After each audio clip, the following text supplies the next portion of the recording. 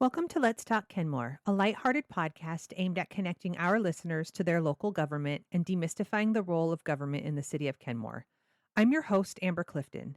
In this episode, I sit down with the city's surface water capital projects manager, Andrew Silvia. Andrew shares his vast knowledge of stormwater management, stream restoration, and the importance of stream preservation and protection in the city of Kenmore. Please enjoy this episode of Let's Talk Kenmore.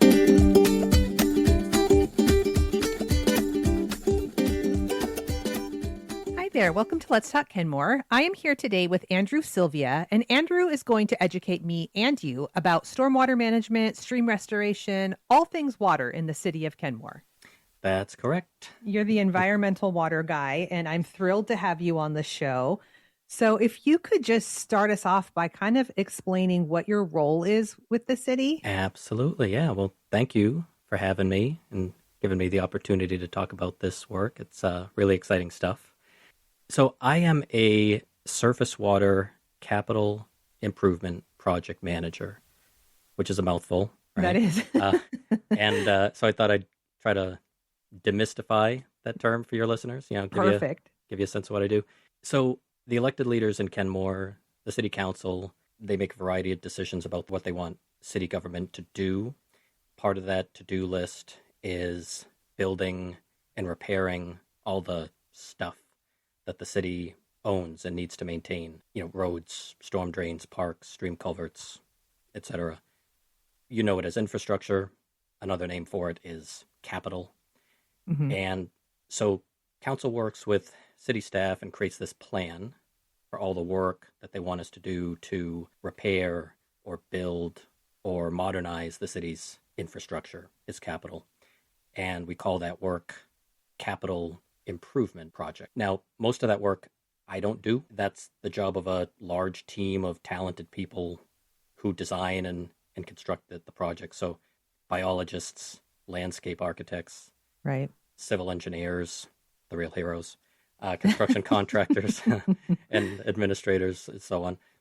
So they're the orchestra, and I'm the conductor. Hence the term, project manager. So as to what it means or what it looks like to manage a capital improvement project really starts with me creating this roadmap for completing the project that the rest of the team will follow. So I first have to understand what it takes to get the project done, what types of people and what expertise do we need, go hire them, then monitor their work and ensure that our requirements are being met and, we're getting the project that we're seeking. Right. So continuing my music analogy just a little bit further, if the city council came to me and said, here's the project, give us a performance of the song Hot Cross Buns. Well, I, as the project manager, I know that all I need is I'll go, get my 3-year-old son and his recorder, and we'll be at the next city council meeting, and mission accomplished, right? That's all it takes. Sure. If instead the council came to me and said, the project is we want a performance of Beethoven's Fifth Symphony. Well, now I know I need professional, experienced violinists, cellists, percussionists, etc. People who can handle and understand how to play complex piece of music like that. So Right. that's like a core part of my job is just identify what and who we need to get this done. Yeah. Go retain it, and then manage the work. That's a great analogy. And within a city, sometimes projects are hot cross buns and sometimes it's Beethoven, right? Exactly. And everything in between. Yeah. So, yeah, exactly, you're speaking my language with your music analogy. Thank you for that. I hope it's useful to people. Yeah. I'd say one other thing, the other big part of my job represented by what we're doing here now, it's just communicating about the projects that I manage. So right now we're communicating to Kenmore residents broadly. And, one of my goals for, this type of forum is help people understand what they're getting for the investment that they are making in this work. They pay property taxes and surface water utility fees, and that money is being used to accomplish a lot of really important work. And it's really important that people know about that. Yeah. And then also important for me to communicate to the the people who are most affected by the projects I'm managing. So, I mean, especially the people who live in and around or work around or travel through our Right. project sites. A good project manager works to understand what the project will entail, what types of impacts will the work create, and then communicate those, to people before they start happening. Mm-hmm. We don't want the first time people learn of our project to be they're being woken up at, middle of the night by jackhammers outside their bedroom window. Right. Yeah, good Yeah, project manager will help you see those impacts coming. sure. We can talk about how it affects you. We can Sometimes there's things we can do to modify the design of a project so that it doesn't impact people as much. Sometimes there's things people can do on their end. Right. There's going to be work happening pretty intensely this weekend. Maybe I'm going to go, to the peninsula that weekend, and just avoid it. Get out of town. Yeah, I sure. once heard a DOT director back east where I'm from describe project managers as conduits of information, which really stuck with me. Yeah. Like that's Yeah. the big part of our job is just, make sure people know what we're doing. Yeah, And absolutely. Have you ever been assigned a project that you thought was going to be hot cross buns and then all of a sudden it was like, uh-oh, this has snowballed into Beethoven? most of them, I'm so sorry to say. Yeah, you're highlighting a really interesting challenge for everybody who works on projects. Sometimes the smallest one on the surface of things, they don't seem like they're gonna cause much of a stir, and maybe there was something you didn't understand about, or once you start digging deeper, hopefully during design and before you start doing the work.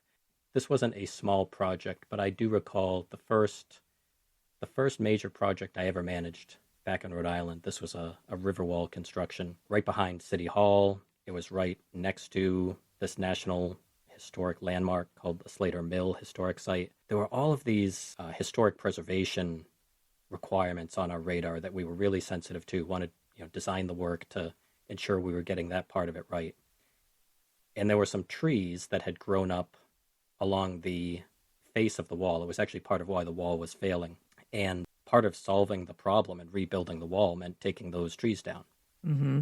And I don't think anybody gave a second thought to how the folks who lived across the street, across the river, I should say, really appreciated. They had come to really enjoy the site of those trees. They helped buffer the site of this big parking lot behind City Hall, and Right. they were pretty irate when those trees came down, and I imagine. they didn't know what was happening. They didn't know why, and so it took a lot of damage control to Mm. help people understand what it was all about. And it actually inspired us to do something in the space that the trees used to occupy. This kind of design changes we made during construction that kind of helped people get some of that aesthetic benefit back, but didn't interfere with, structural stability purpose of the Right. of the project. Yeah, so that was like a small detail of a large project. Because I imagine in your role too, you have to be able to pivot and be flexible or come up with a plan B Mm-hmm. kind of frequently, Yes. right? Just Oh, yes. sometimes the environment has a lot of unknowns. I don't know. Yeah, if you're out there listening and you're considering a career in project management, yeah, it is a job that keeps you on your toes. It Yeah. definitely does. And if you're comfortable living that way, and kind of, troubleshooting on the Sure. fly, yeah, it can be a good fit. But yes, Yeah. you're right on. Well, we're in good hands with you at Kenmore. Oh, So, thank you. can you talk to me about stormwater management? What is it? What does that mean? Why is that important? Oh, absolutely. You might have to cut me off at some point because Oh no. I could go on and on about this. So, one of the projects I'm working on is a stormwater management facility retrofit that I can tell you more about. But as to what stormwater management is and why it's necessary, well, I should probably start with some definitions, right? Stormwater, for example, what is that? Mm-hmm. And to explain, I thought I'd follow a raindrop on its journey. Perfect. A raindrop is born, so to speak, in a cloud. It falls to earth, hits the ground. What happens next? Depends on where it falls. If it falls in a forest, it basically stays there because forests are very densely vegetated, and that type of landscape is very spongy. It soaks up water very effectively. Mm-hmm. I remember us talking one time about a hike that I went on with my wife and my dog, and we were caught in this like torrential downpour. And we were fortunate that we were hiking through a forest that had a lot of western red cedar trees, and we just kind of camped out underneath one of those trees. And I don't know if nature ever devised a more perfect sponge for rainwater. I'm not sure what it is. Like it was, I mean, it was just coming down in sheets, and we were standing there for 10, 15 minutes. We didn't get a drop on us. I mean, the ground around us was dusty, like nothing got through that tree.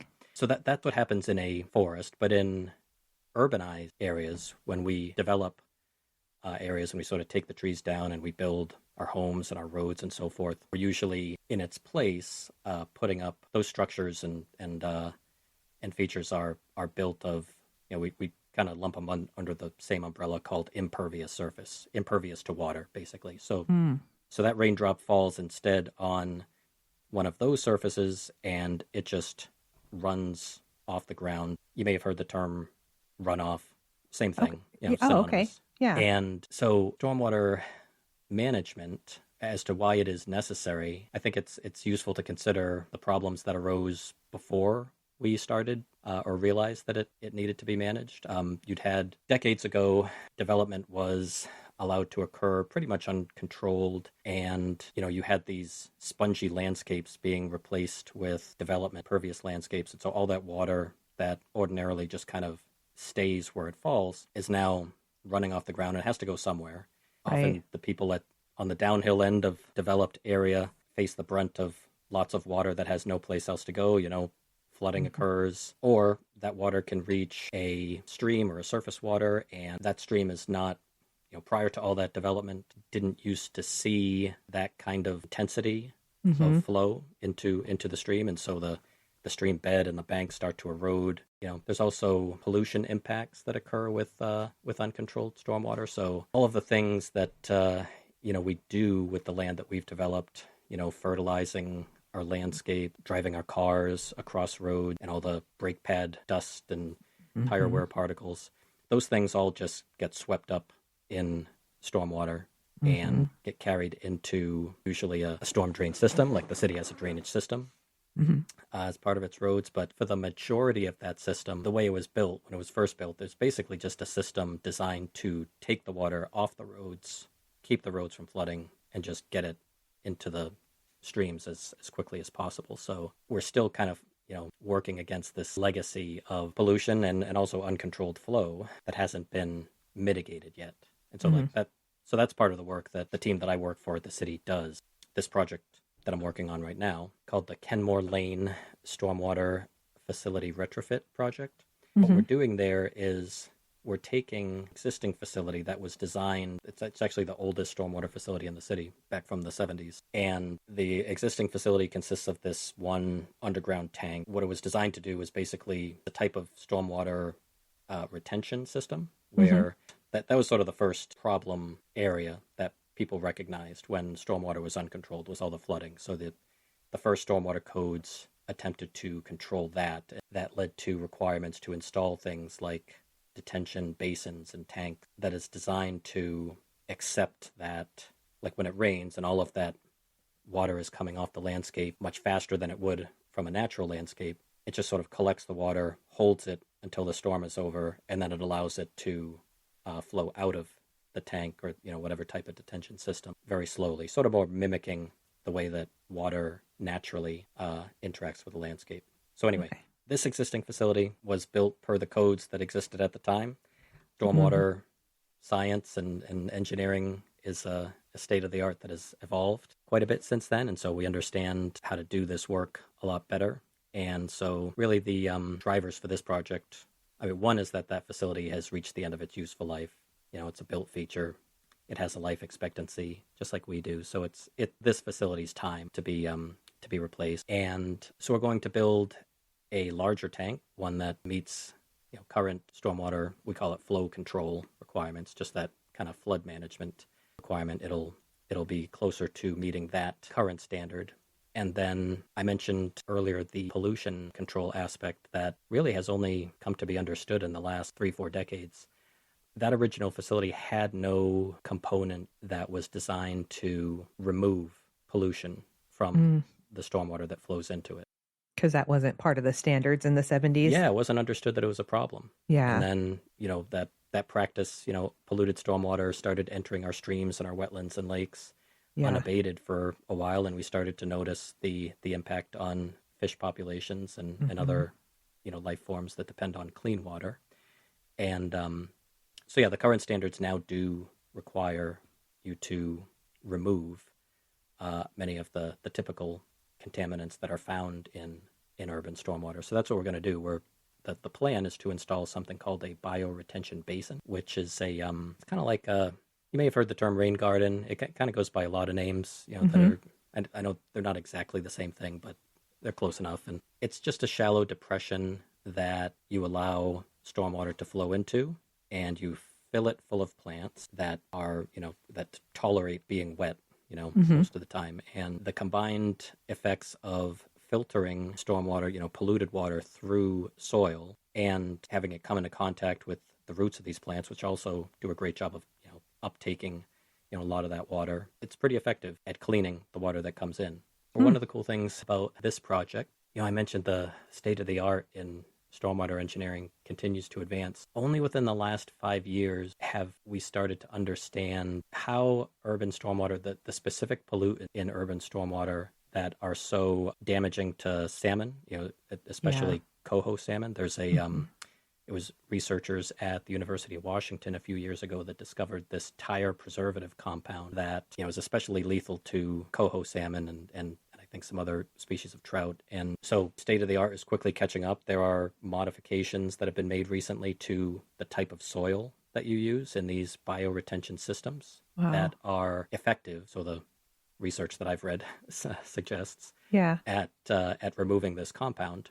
And so this bioretention, the project site is located right next to a creek in the city, one of the larger creek basins in the city. This creek goes by a lot of names. The most boring of which is tributary 0056. Um, I like that and one. I vote for that one. yeah, I'm an engineer, so I'll use that one, right? I feel Yeah. like it's my job. um, And so it's so close to that stream, and this facility serves, shoot, I forget how many acres, but it's a fairly substantial area. The goal is anyway to take that contaminant off the map, Hmm. when it comes to the discharge from the stormwater that flows into this facility. So that project we're in design now. We're hoping to build it this summer, That's cool. and yeah, there's so many cool things about bioretention basins that this is the part where I probably have to cut myself off because I could just keep going. It sounds Um, like a giant natural, like Brita pitcher. it is, yeah, Yeah. with flowers growing out of it. With flower, It's a a yeah, pretty Brita pitcher. Yeah. yeah. That's It pretty cool. Yep. It's you select plants that have some benefit to wildlife. You use mostly native vegetation, the stuff that Sure. local wildlife can benefit from as well, and yeah, there's a lot of good that comes from these types of facilities that kind of, I mentioned they go by many names. Rain garden bioretention kind of falls under this umbrella called green stormwater infrastructure. It's one of Hmm. the practices that is popular in that sort of approach to Yeah. managing stormwater. Yeah, just check so many boxes. I imagine there's outdated, what are they, basins or whatever, all over the place, not just in Kenmore, but everywhere that are prior to like the pollutant requirements. Don't you think there's probably There tons of them everywhere? there sure are. I'd say, well, I probably shouldn't be, citing science that I can't point You to can the make a source of directly. hypothesis. Well, It's okay. I recall reading literature from I forget if it was King County or Department of Ecology, but the thrust of which was that stormwater discharges are currently the largest source of pollution into Puget Sound. Like it's Oh. to the extent that this is a problem we need to solve. Like that's the focus area. And Hmm. once upon a time it was untreated sanitary wastewater discharges. And then we Hmm. built Yeah. treatment plants and to take care of that problem. And so the next largest problem after that is stormwater runoff. Like the example of this project illustrates, there's a lot of facilities. It's a good thing that there's some management. that began, 50 some odd years ago. Right. But, a lot of facilities were built per the understanding, the best available science at the time. Yeah. That, That's true with all capital projects, right? yeah, yeah, That was yeah, probably the best science at the time. And now you know better, you do better, right? yeah, And that's yeah. where you So come in. exactly, yeah. The Yeah.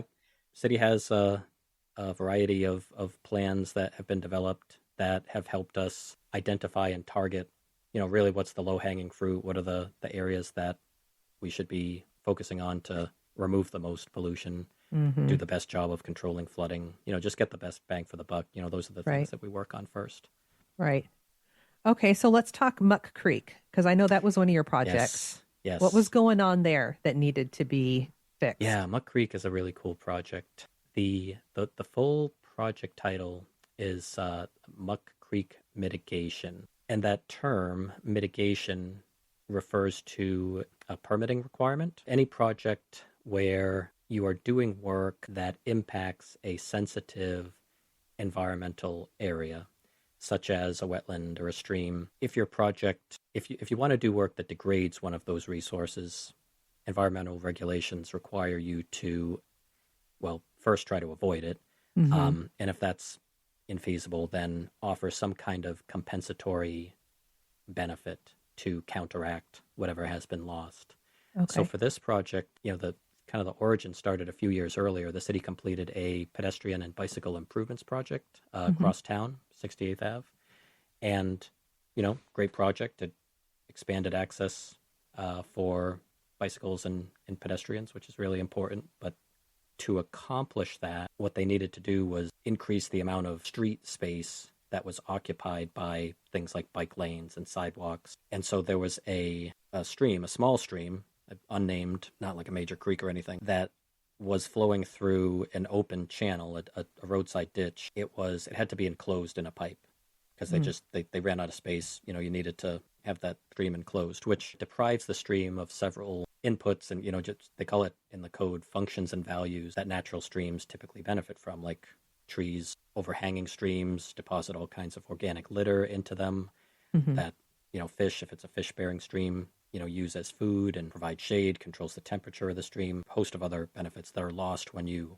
enclose a stream in a pipe. So that had to happen, and so as compensation for that, the city had to enhance a stream in a way that counteracted the harms that were done, under the transportation project. And so the strategy that was employed was to focus on this segment of Muck Creek over on 73rd Ave. So the issue with this segment of Muck Creek was it had kind of been hemmed in by the adjacent owner of the property. The city actually purchased the property that abuts the stream, and I think the stream was in like a flood prone area, and the owner had done some things to try to, well, one of the previous owners, I don't know which one, had in an attempt to preserve their home and keep floodwaters in the stream and not flooding their property, had done things like installing sandbags Oh. within the stream and like these concrete blocks, and had really like it had straightened the stream out. It had prevented the stream from behaving the way streams ordinarily do. Hmm. And so if you were to hover above a stream, I don't know, a couple hundred feet over for hundreds or thousands of years, you would see that streams typically don't stay in the same place. They start to meander as sediments that flow through them start to accumulate in one area, and then the water can't go there, so it kind of pushes the water one way, and then Right. trees fall into streams that causes the geometry of the stream to shift further. There's lots of forces like that that kind of make it this dynamic thing, and so this stream had kind of been deprived of that natural function. And so what we did was, after purchasing that property, we relocated the segment of the stream that was kind of flowing in this straight line along the property boundary. We relocated it onto and kind of through the center of the property we acquired, and we gave it this more natural, like meandering alignment. We installed a bunch of, it's called in stream engineering, large woody material. It's basically these large tree trunks. Oh, okay. Yeah. If you were to drive by the site, and you can see this all perfectly well from the sidewalk if anyone's interested. It's what is the address? 18707, I think, 73rd Ave. You know, you can see all of the, you know, sort of the tree trunks and the root wads of the tree trunks sticking out of the water in some places. That is all done to make the stream that we've relocated. We're kind of trying to fast forward this natural process that will do that eventually, Uh-huh. but we're trying to give the stream segment an immediate benefit in the same way that like an immediate impact was made on the transportation project. Right. And so that former stream segment, which was kind of deprived of all of those functions, wasn't a very good place for fish habitat, for example. You know, this Hmm. is a stream that is very close to Swamp Creek, which is kind of like a salmon highway, if you will, and giving fish access to a stream that is much more supportive of their habitat functions is like an immediate benefit that we can provide to salmon recovery. For anybody who unfamiliar, you know, salmon populations in Puget Sound have been in steep decline for several decades, and you know they're the primary food source for the southern resident killer whale population. Hmm. They have this really outsized ecological value to the spaces that they inhabit. Hmm. And there too, like I'm an engineer, not a biologist, so I, I will probably make some biologists mad by trying to, you know, poorly explain how exactly that works. But they're very, very important. There's a lot of time and energy and money being spent to deliver projects like this that will help their population recover Right. because they are so important. I mean, that project accomplished lots of other things too. I know we carved out a lot of material from that site, made it a much better like flooding basin because, like I mentioned, it was a flood-prone site to begin with. So we just kind Hmm. of carved out a lot of volume so that those floodwaters have more of a, you know, place to go and Right. should help alleviate flood impacts occurring elsewhere. Hmm. You know, it wasn't a huge investment on the city's part, and you know, accomplished a lot of good, both for wildlife and for people living near this property.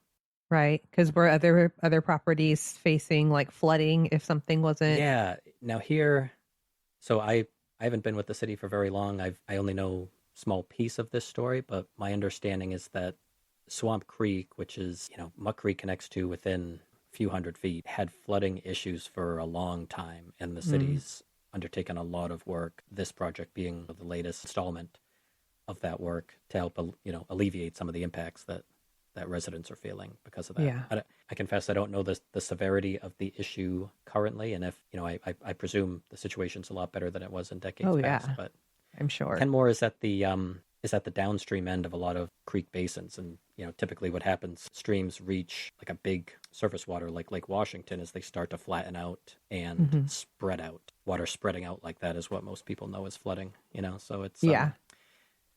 it's Yep. I think the fairly prevalent, you know, issue Hmm. as these creeks get closer to the lake. Yeah. Ugh. I know what I was going to ask you from earlier. Hmm. So when I see those like chain link fenced off areas that say like stormwater retention pond or whatever, is Hmm. is that considered a rain garden? Oh, well, sometimes it would be a stormwater management facility for sure. Okay. They come in all shapes and sizes. The most basic type of detention basin is just like a hole in the ground, you know, where water can accumulate, and there's usually a structure on the downhill side of it that controls how water leaves uh, Okay. that little basin. So I think my sense is that the ones that have a fence around them probably aren't rain gardens Hmm. because or bioretention because those are pretty. They're usually pretty shallow. Usually, when I hear the term bioretention basin or rain garden, I'm thinking of something that's like a foot deep, whereas Gotcha. a detention basin or a retention basin might be several feet deep and the kind of thing that you might want to put a fence around because maybe there's like a, you know, like a drowning hazard Right. or Oh something yeah, like that. because those can get pretty vast. Mm-hmm. Yeah. I know that my this might not be the same thing as what you're talking about with like the holding tank. So is that similar to like a sump pump? It's designed to address a very similar problem, which Okay. is there's too much water and we need to manage it somehow. Usually, Hmm. a sump pump is like water has staged up in your basement or something, Mm-hmm. and the sump pump is just your device to get it out of there and pump it into the sewer system, most Mm-hmm. likely. The tank actually works like water flows into it and out of it just by gravity. So there's no Okay. mechanical equipment or anything like that being So it's used. just It's controlling like the flow rate back out. exactly, yeah, yeah, Got it. Okay. yep. Okay. There's Wow. a whole industry developed to properly estimate how much more water is going to come off a piece of land once it's developed versus what happened in its natural state. Right. And so, usually, what you're held to if you want to build a project and create this kind of impact is you have to ensure that the amount of water leaving your site and the quality of the water leaving your site as closely resemble that natural condition as possible. So, typical rainstorm from a forested area, I don't know, you might get, however, I'll just pick a number, like 100 gallons of water leaving a site. And then when you develop it, the same rainstorm hits that area. Now 500 gallons are going to come off the site. Well, you have Mm-hmm. to build something that retains the extra 400 gallons Right. at least as long, until the storm's over, and then you can release it. But Mm-hmm. that's a very I haven't done. I will say I haven't been practicing engineer in this area. Most of my design experience is from back east, so I beg forgiveness for a minute for Oh any no. engineers listening who are who are scratching their heads and thinking, it doesn't exactly quite work like that. But that's kind of it's close enough.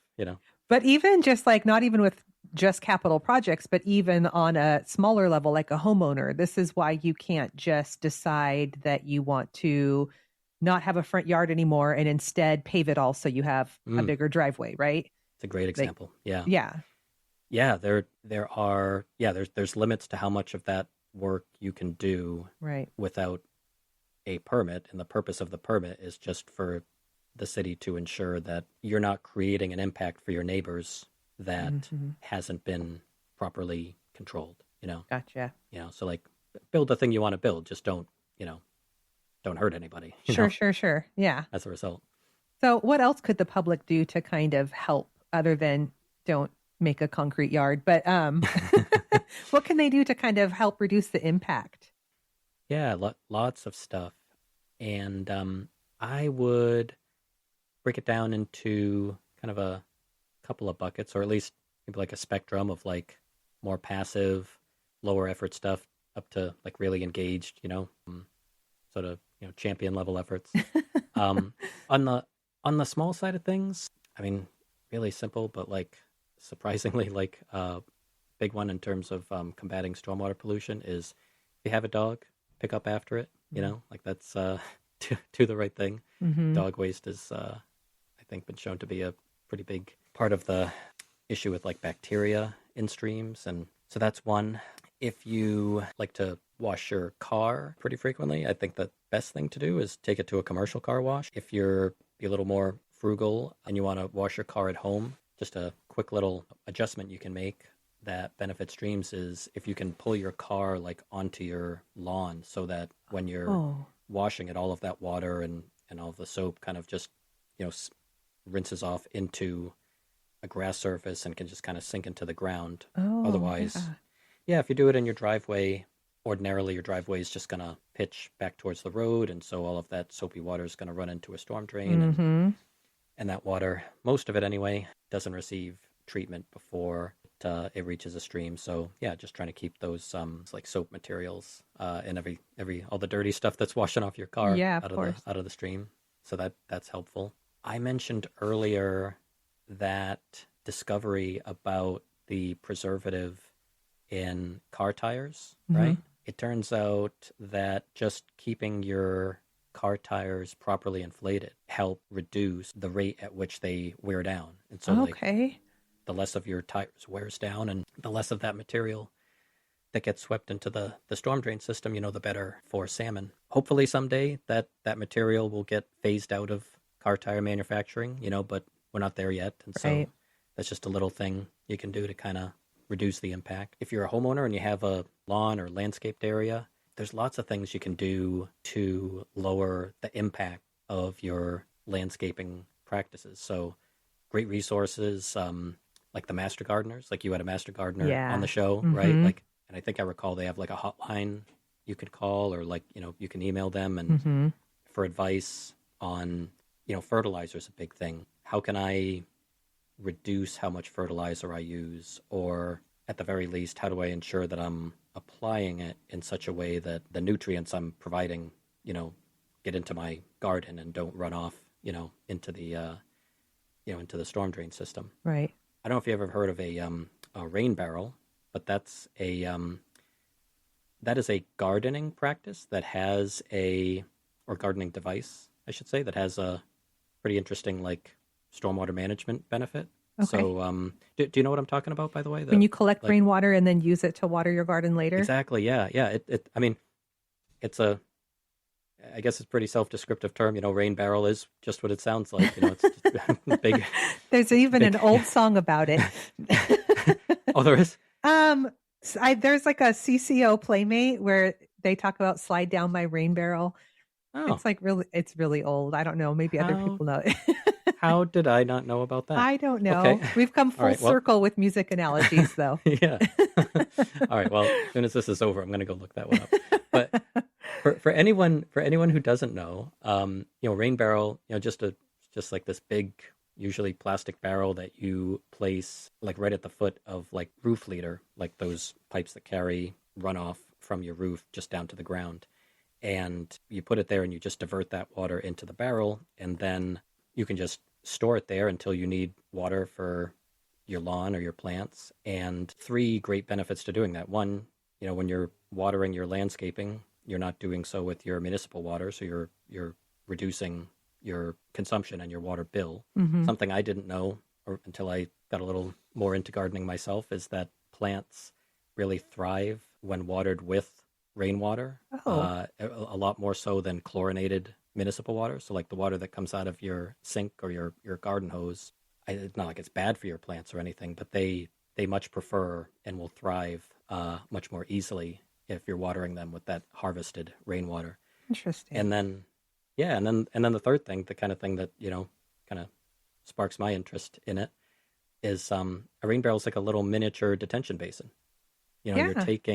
You're taking that kind of that big flush of runoff that's coming off of your roof, and if the rain barrel's empty when the storm starts, it just fills up the rain barrel. Hopefully the barrel's big enough to collect all the rain from the storm. I suppose it depends on the size of the storm, but yeah, it acts just like a little basin, and so you can wait for the storm to pass, and then even if you're not going to water any plants with it, just open the tap when the storm's over, and just slowing the rate at which that water is getting into the storm drain system and then into the streams helps Right. combat all that like erosion and just like excess water problems I was talking about earlier. You just inspired me too, because I live in a condo, so I don't have a garden, but I could put a bucket on my deck and water my houseplants that way. Yeah. I'm gonna start Yeah, doing that. Yeah, I've seen them. They make even if you don't have like a roof leader to Yeah. to divert into the barrel. I've seen that they make these like kind of like large, almost like large funnels to help you Yeah. capture as much rainwater Rain, yeah. Just as you can. capture the rain out there. Yeah, Okay. it's really effective. And so then the other sort of more active bucket of stuff you can do, there's an adopt a drain program. I don't know if you heard of that, but you can go on the city website and just look up, there's a search function on there. Just, type in adopt a drain. And the concept there is that, let's say you are a resident and you, like in front of your residence, you have a city storm drain. You see those metal grates, and they just have these big, concrete structures underneath them. You can attach your name to a specific drain. You can give it a name, actually. Oh, like Dwayne the Drain or something. So yeah, I was gonna say, I spent some time looking, at the website for this recently, and I want to say shout out to Danielle, whoever Danielle is on Northeast 192nd Street, because she adopted several drains and gave them these great use a lot of like high quality puns That's on her, like amazing. Drain Fonda and Drain Goodall and all Oh, this. that's even It's great. better. Yeah. Good for her. Yeah. So the idea there is that you are, as things like leaf litter accumulates, between storms in the grate, you can go out there with a rake and collect it and just, throw it in the trash or whatever, which helps keep the storm drain system operating, helps, prevent flooding on your street. Yeah, so that's one kind of like Good Samaritan action you can take. That's cool. Again, there's more info on that on the city website. Another thing you can find on the city website is there are these volunteer work parties for things like stream restoration. The Snow King Watershed Council hosts these. I just attended one with my 3-year-old son on Martin Luther King Day, actually. And yeah, it's great. I mean, you spend a few hours helping install native plants near streams, removing invasive vegetation. It really, goes a long way in helping the health of the stream. Again, a lot of biology behind that, but yeah, it's a great group of people that organize those. I want to say they do it, once a month or so. Cool. But yeah, there's information on that on the website as well. And the last thing I'll mention is kind of a, maybe not for everybody, but if you own property near a stream or a wetland and are considering selling it, consider reaching out to the city. You could, contact like myself or my boss, Richard Sawyer. The city sometimes has funding and can access grant funding that is aimed at like conserving areas near sensitive areas like streams and wetlands. It may or may not be a fit, but like, the way it works is like the city, when it is a fit, the city, can do an appraisal on the property and can offer you fair market value for the property. And, depending on your situation, if that sounds like the kind of thing, you're interested in, the story of Muck Creek sort of began with my boss, Richard, noticing that this property next to the creek was available for sale, and it made sense. The owner was interested in selling to the city. That's cool. And just did a ton of good, having access to that property. That's not everybody's in that position. Just something to consider, But there might be somebody out there who is. Those are some things, There's more, Sure. I could go on, but I'd say those are some good ones. That's very cool. I will link those things in the show notes too, like regarding the volunteering and the adopt a drain. I might do that. That's really funny. I love. Shout out to that resident who did the clever naming. That's amazing. Well, Andrew, you are a treasure to the city. I'm glad you're here. Sounds like we're in good hands. Yeah. Thank you so much for your time. Yeah, it's very nice of you. I really appreciate having the opportunity to come here, talk about this work. It does a ton of good. I feel really, really fortunate to be able to do it. Yeah. And really glad that the Kenmore community supports it, because it starts with them, like they and their city council have, made the decisions that were necessary to allow us to do this work. So thank you all. And if anybody listening has questions on the work that I've talked about, you can find me. I think there's like an employee directory on the site. It's the easiest way to get my contact info. I love talking about this stuff, so happy to share. It's your jam. Thank you so much for your time. I appreciate you. Thank you, Amber. Really appreciate it. Thanks for tuning in to this episode of Let's Talk Kenmore. Be sure to check back for more interesting topics and conversations. And as always, don't forget to ask yourself, where's the fun?